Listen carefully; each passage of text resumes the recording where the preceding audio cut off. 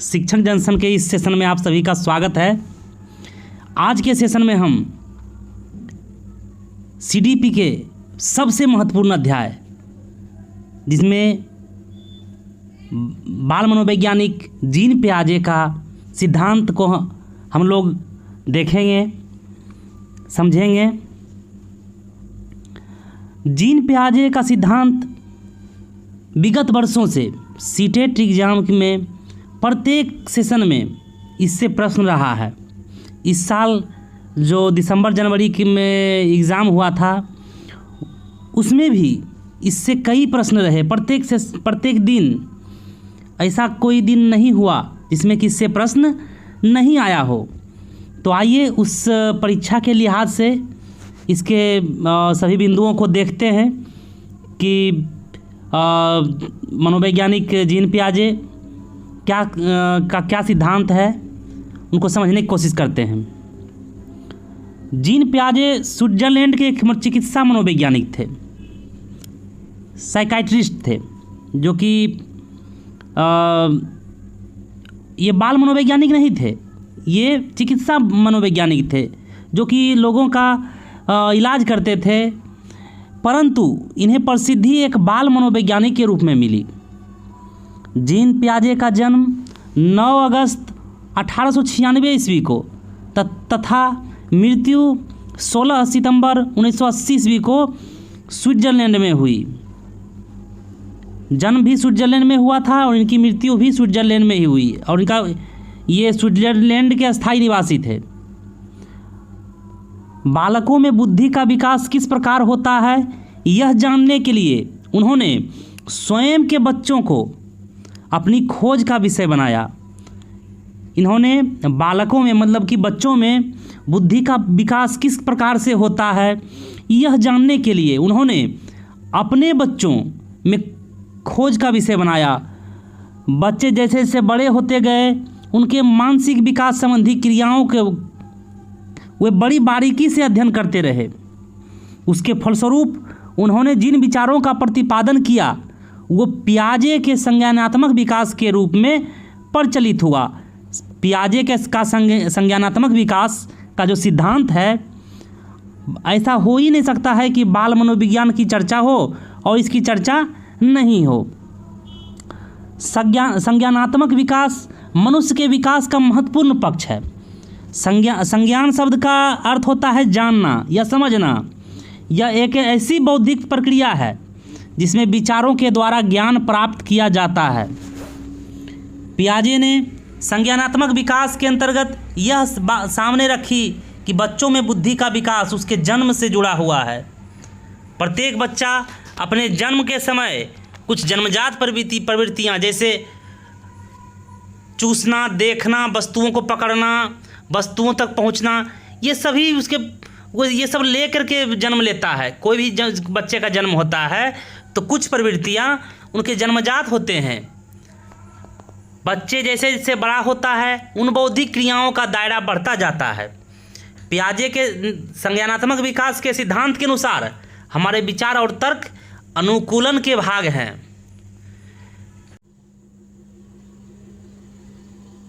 मनोवैज्ञानिक जीन पियाजे ने संज्ञानात्मक विकास को 4 अवस्थाओं में विभाजित किया है। जो सबसे पहली अवस्था है वो है संवेदी पेशीय अवस्था, जो किसी बच्चे के जन्म से लेकर के 2 वर्ष तक की जो अवस्था है, उनको उन्होंने संवेदी पेशीय अवस्था का नाम दिया है। इस अवस्था में जो बच्चे होते हैं उनकी बुद्धि उनके कार्यों द्वारा व्यक्त की जाती है कि उसमें बुद्धि है या नहीं है। जैसे कोई बच्चा चादर पर बैठा हुआ है और चादर के दूसरी ओर कुछ खिलौने पड़े हुए हैं, तो बच्चे उसको प्राप्त करने के लिए चादर को खींचता है, या बैठा हुआ नहीं है, सोया हुआ ही है और उस खिलौने को प्राप्त करना चाहता है, तो प्राप्त करने के लिए वो चादर को खींचता है, जिससे खिलौने उसको प्राप्त हो जाते हैं। तो पियाजे ने इनको एक बौद्धिक कार्य माना है। इसी अवस्था में अनुकरण होता क्या है? अनुकरण जब हम किसी दूसरे को देख करके वैसा ही करते हैं तो उसको अनुकरण कहते हैं। तो इस अवस्था में अनुकरण, स्मृति जो यादाश्त की क्षमता है और मानसिक निरूपण से संबंधित है। इस अवस्था में बच्चे भूख लगने की स्थिति में रोकर व्यक्त करता है। दूसरी जो अवस्था है वो है पूर्व संक्रियात्मक अवस्था, जो 2 साल से 7 साल के बीच के बच्चे की जो अवस्था होती है वो पूर्व संक्रियात्मक अवस्था जिन पियाजे ने माना है। इस अवस्था में बच्चे नई सूचनाओं और अनुभवों को प्राप्त करता है, मतलब नई नई जानकारियों को प्राप्त करता है और उनसे अनुभव लेता है।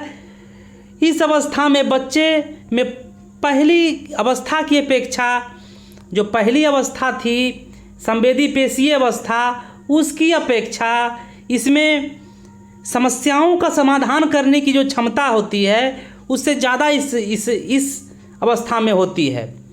इस अवस्था में आत्म केंद्रिता का विकास होता है। इस अवस्था में आत्म केंद्रिता का अर्थ हो गया जो अपने आप पर मतलब थिंकिंग करने लगता है। और इस अवस्था में बालक अपने परिवेश की वस्तुओं को पहचानने लगता है। परिवेश का अर्थ हुआ उसका रहन सहन। घर में रह रहा है तो घर की वस्तुओं को पहचानने लगता है। अगर विद्यालय जा रहा है तो विद्यालय के वस्तुओं को पहचानने लगता है कि या फिर जहाँ जहाँ जिस परिवेश में वो रहता है वहाँ की वस्तुओं को वो पहचानने लगता है और उसमें अंतर भी करने लगता है। जो तीसरी अवस्था जिन पियाजे ने बताया है वो मूर्त संक्रियात्मक अवस्था या ठोस संक्रियात्मक अवस्था।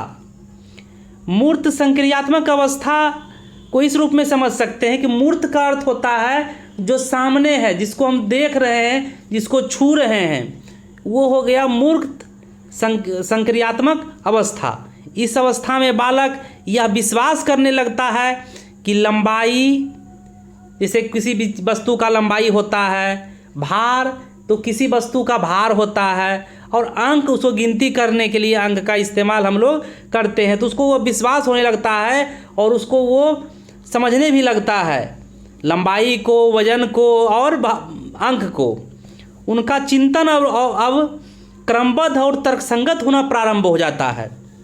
इससे पहले जो बच्चे चिंतन करते हैं 7 साल से पहले के बच्चे, उनमें क्रमबद्धता नहीं होती है और तर्कसंगता जो तर्क की जो क्षमता होती है वो तर्कसंगत नहीं भी होती है। लेकिन मूर्त संक्रियात्मक अवस्था में बच्चों का जो चिंतन है वो क्रमबद्ध तथा तर्कसंगत होना प्रारंभ हो जाता है।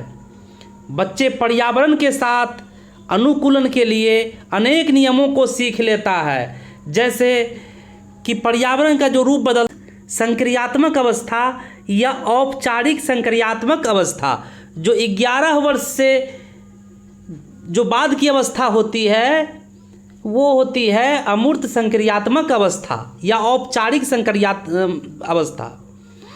अमूर्त जिसको कि हम देख छू नहीं सकते हैं, बस उसको इमेजिन कर सकते हैं, वो अवस्था अमूर्त संक्रियात्मक अवस्था कहलाती है। यह 11 वर्ष से आगे की होती है। यह अमूर्त चिंतन की अवस्था होती है।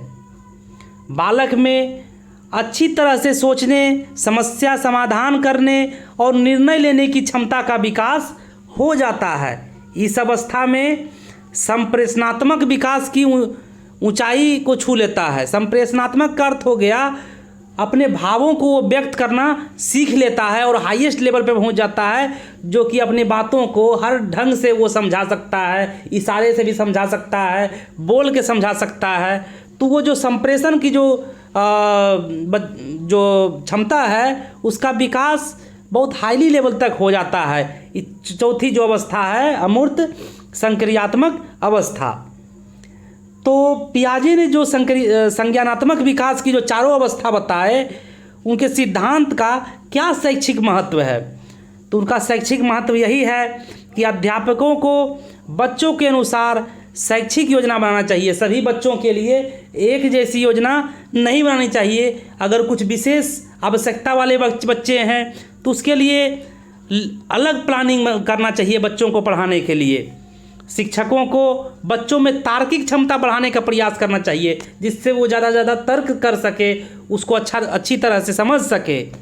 बच्चों की गलतियों को गलती करने देना चाहिए और उसे सुधारने का अवसर देना चाहिए, जिससे वो स्वयं अपनी गलती को सुधारना सीख ले। शिक्षकों को व्यवहारिक शिक्षा पर बल देना चाहिए, सिर्फ किताबी ज्ञान पे फोकस नहीं करना चाहिए, बशर्ते उसको व्यवहारिकता में उसको मतलब सिखाना चाहिए। अगर हो सके तो करके उसको सीखने देना चाहिए। शिक्षकों को वाद विवाद प्रतियोगिता का आयोजन कराते रहना चाहिए, ताकि नवीन सोच और विचार का जन्म हो। नवीन मतलब नया, वाद विवाद करना चाहिए। इससे क्या होगा कि बच्चों का अपना विचार सामने आएगा और नए नए मतलब विचारों का जन्म होगा। तो इस प्रकार पियाजे का जो संज्ञानात्मक विकास की जो चारों अवस्थाओं के बारे में उन्होंने बताया, ये आज के समय के शिक्षण व्यवस्था में एक क्रांतिकारी उपाय उन्होंने पेश किया। तो आज के लिए इतना ही।